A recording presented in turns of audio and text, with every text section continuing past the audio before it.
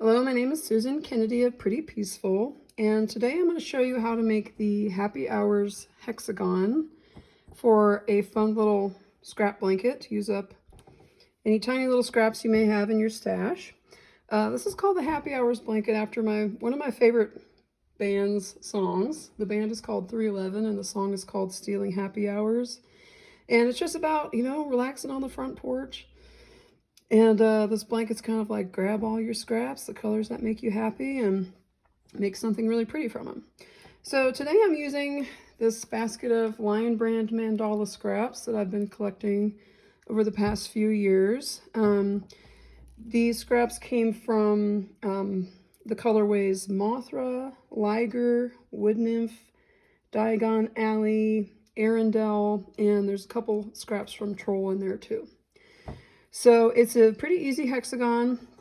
I'd say beginner level, advanced beginner level maybe. It's got 4 rounds. So the first thing you want to do is pick out 4 colors. I like to start with kind of the lightest color for round 1. And I'm using a 5mm hook, which is what is recommended for mandala. So I'm going to zoom in a little bit here and get started to show you a little closer up what's going on here on this fun little hexagon. So we're going to start out by chaining 4. Make a slip knot, put the yarn on your hook, and then 1, 2, 3, 4 chains. Now we are going to slip stitch to this first chain to make a little ring here. So we're going to start working into that ring. So the first step is to make chain 3. That counts as your first double crochet stitch. And if you want to, you can also use the chainless double crochet. I'll show you what that looks like here. On the chainless double crochet, it's convenient because it looks like a regular double crochet stitch and it's easier to crochet in the next round. So you pull up kind of a loop that's the same height as a double crochet stitch. Put your finger on the top of the hook here, wrap the yarn around the hook, stick it into the ring, yarn over, pull it through, and then just finish it like a regular double crochet stitch. So then you got those nice fat chains to crochet into in the next round. So either chain 3 or do your chainless double crochet and then do 2 more double crochets into the ring. And you notice I'm kind of holding the yarn tail down here, so I'm crocheting over it, so I don't have to weave it in later. So now we have our first cluster of 3 double crochet stitches. We're going to chain 2, and then we're going to do that same thing 5 more times. 3 double crochets, 1, 2, 3, and then chain 2. So now we have like 2 of those little clusters. Let's keep going. 1 more group of 3 double crochets. Starting out kind of like a granny square does. And then chain 2. So now we're halfway done. 3 double crochets. And chain 2. That was 4 groups. You got to kind of pull it over a little bit so you got room to keep crocheting into your ring. That's 1 more group of 3 double crochets, chain 2, so that's 1, 2, 3, 4, 5 groups. We gotta fit 1 more in here. 3 groups of 3 double crochets, and then our last chain 2. And we're gonna slip stitch to either the top of the chain 3 or into that first chainless double crochet we made. That's sometimes a little tricky. Slip stitch here and we close the round. Now we can fasten off. Snip that, pull the yarn through to fasten off, and then I'm going to also snip that little starting tail that I crocheted over. So this is round 1. We have 1, 2, 3, 4, 5, 6 little groups of double crochets. 3 double crochets separated by a chain 2. Now we're going to start round 2, and we're going to put our yarn on our hook with a slip stitch. just like we started round 1. And now we're going to attach the yarn here into any of the chain 2 spaces. Doesn't matter which one you choose. So attach the yarn with a slip stitch. I'm going to kind of lay the yarn tail over the previous row so I can crochet over it and not have to weave it in later. Now we're going to make groups of 3 double crochets again. So I'll show you that chainless starting double crochet again because I love it. You pull up a loop that's about as high as a double crochet stitch. Put your finger on the top to hold the yarn, wrap the yarn around the hook, stick it into that chain 2 space, yarn over, pull it through, and then finish it just like a normal double crochet. If that's confusing, just go ahead and do a chain 3 to start. Now we're going to make 2 more double crochet stitches here to create that group of 3 double crochet stitches. We're going to skip all of these and not work them. We're going to go only into the chain 2 spaces in this round. So move over to the next chain 2 space and make 3 double crochet stitches. And then we're going to chain 2 to make a kind of a corner. It's going to have 6 corners because it's a hexagon. And then we're going to make another group of 3 double crochet stitches. Okay, so that's our little corner here. They're all going to look like this. Each corner is going to have a 3 double crochets, chain 2, 3 double crochets. So let's move to the next chain 2 space and do that. 3 double crochets and chain 2, and then 3 double crochets into that same chain 2 space.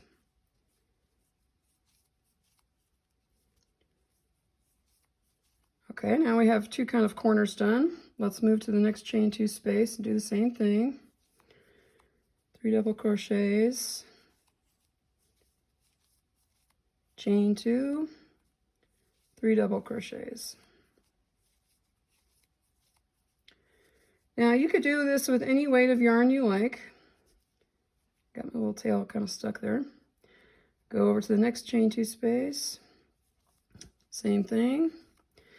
If you use a thicker yarn like a worsted weight, your hexagons will turn out bigger, which is just fine. This is a great pattern for using up really tiny scraps for that first round. And if you have scraps that are even smaller than that, save those too, because you can use them for joining the hexagons together. Oops. So now we'll go into this last empty chain 2 space.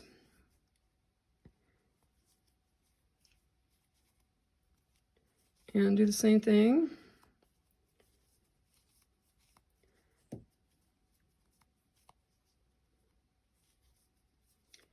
Three double crochets, chain 2, 3 double crochets.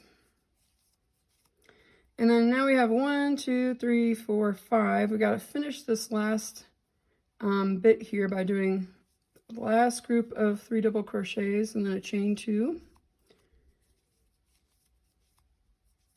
And we're going to slip stitch to that first stitch of the round, the top of the chain 3 or your chainless standing double crochet, and we'll fasten off. Snip the yarn, pull it through. At this point, I like to check for any of these little tails and kind of trim them, the ones I've crocheted over, just to keep it neat. Now we are ready to start round 3. So I'm going to choose my next color of yarn, attach to my hook with a slip stitch here, and we're going to start in a chain 2 space just like we did before. Round 3 is a little different because we are going to work into the double crochet stitches from the previous row. Again, I like to hold my yarn tail over the previous stitches and work over it. So I'm going to start with either a chain 3 or a standing double crochet. I learned how to do this from Tamara Kelly at Moogly.com, and it's just been so useful. So I've got 1 double crochet into that chain space, and then I'm going to crochet into each of these little double crochet stitches until I get to the next chain space. So you're going to work 1 double crochet into the next 6 stitches until we get over to that chain space.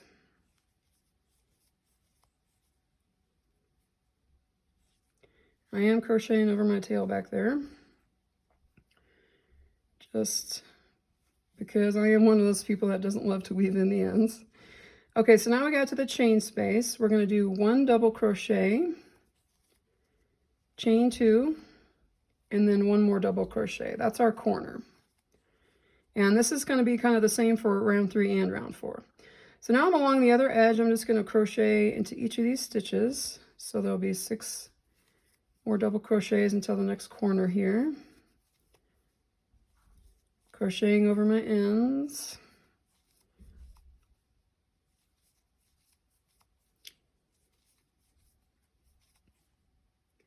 Okay, and now onto the chain 2 space, the previous corner. I'm going to do 1 double crochet, chain 2, 1 double crochet, and same thing, just keep double crocheting here. And I crochet over that tail as long as it lasts, just to make it super secure. I'm sure we've all seen someone's old granny square blanket that came apart at the middle of a granny square. So even though I don't like to weave the ends in, I do like to crochet over them as much as possible. So now we're at that corner, double crochet, chain 2, double crochet, and keep going on around, double crocheting in each stitch with a DC, a chain 2, and a DC in each of the corners, which are the chain 2 spaces from the previous round.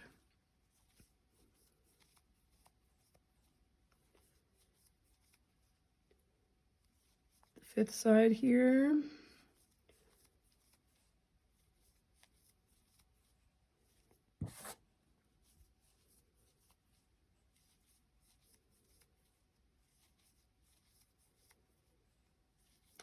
Now I'm at a corner, 1 double crochet, 2 chains, 1 double crochet, and just double crochet over to that last chain 2 space where we started. And you could probably guess what's going to happen there. We are going to double crochet once and then into that chain space, chain 2, and slip stitch to this first stitch of the round to close it off. Okay, there we have round 3 done. Cut the yarn, and we're going to start round 4. And round 4 is the last round, and it is the same as round 3. We are going to do a double crochet, chain 2, double crochet in each corner, and we're going to double crochet into each stitch across each side of the hexagon here. So start in any chain 2 space, attach the yarn with a slip stitch, and I'll show you that chainless starting double crochet one more time. Pull up a loop that's about as high as a double crochet stitch. Hold the yarn at the top of the hook, wrap the yarn around, stick it into the chain 2 space, yarn over, pull through the chain 2 space, yarn over, pull through 2 loops, yarn over, pull through the last 2 loops. So it looks a lot like a double crochet stitch, and I find it so much easier to work into than a chain 3.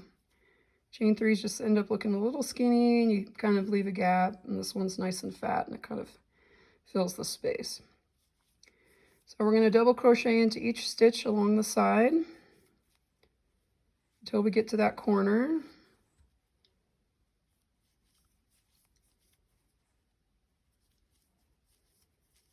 And in the corner, just like in the last round, we're going to double crochet, chain 2, double crochet into that chain 2 space.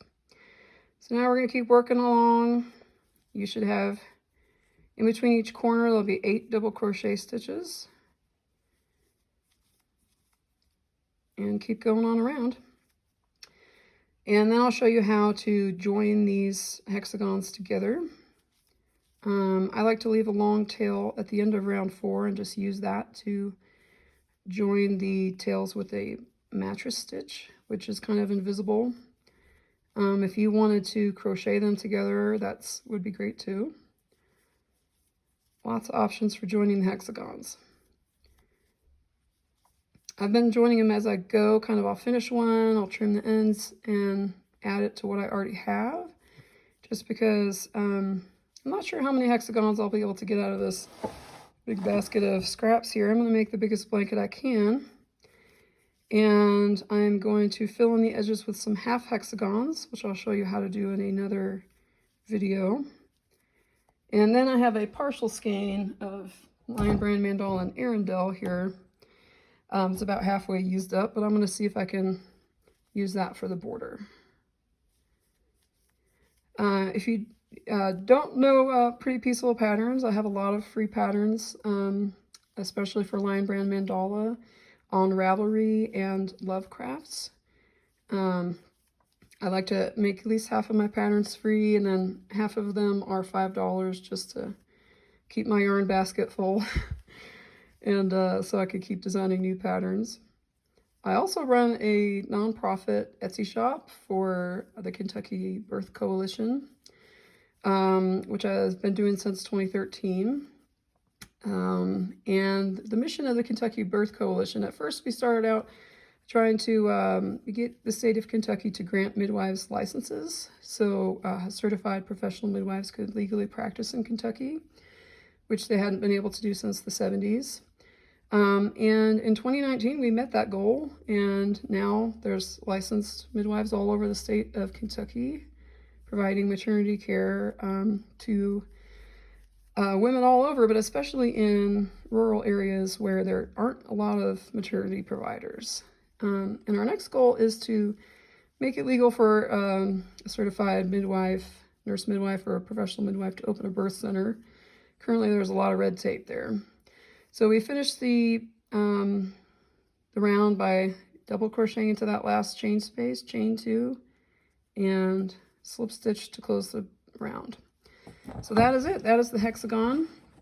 You can kind of smoothen it out a little bit. I see a little thing I'm going to cut there. And then I like to leave a long tail, like about 12 inches, to help us sew it together.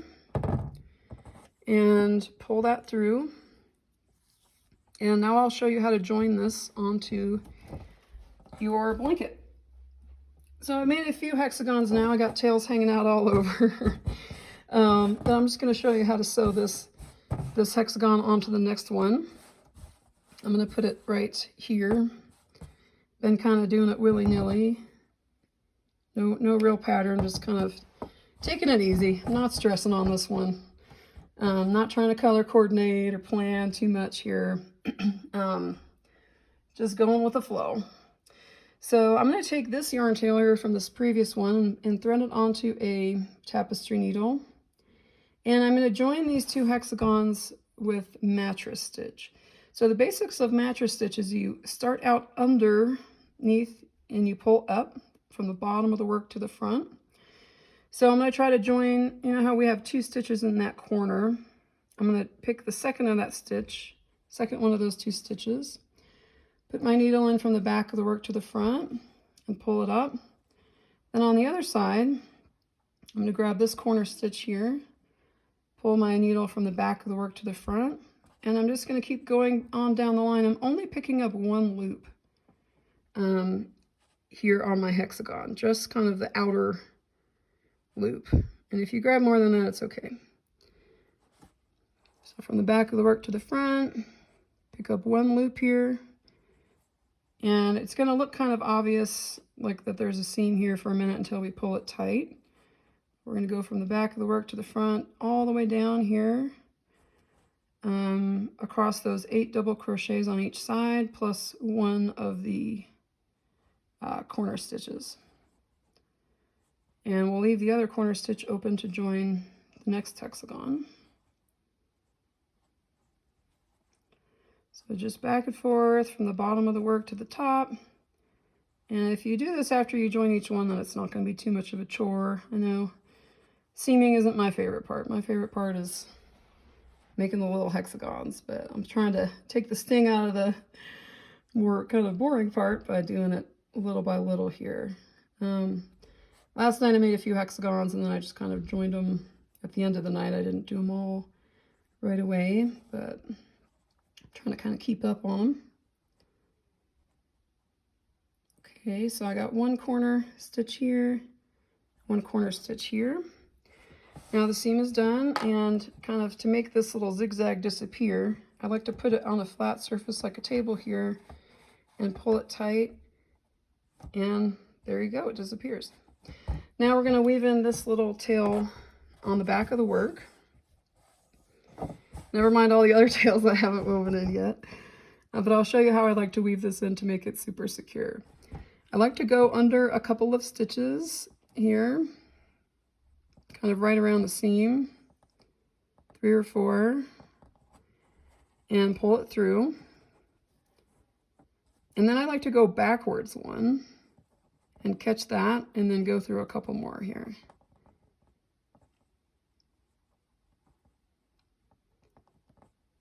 Just to really lock it in.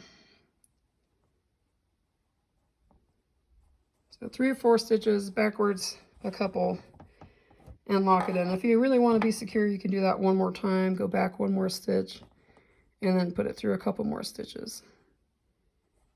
And then you can trim that end and go on to making your next hexagon.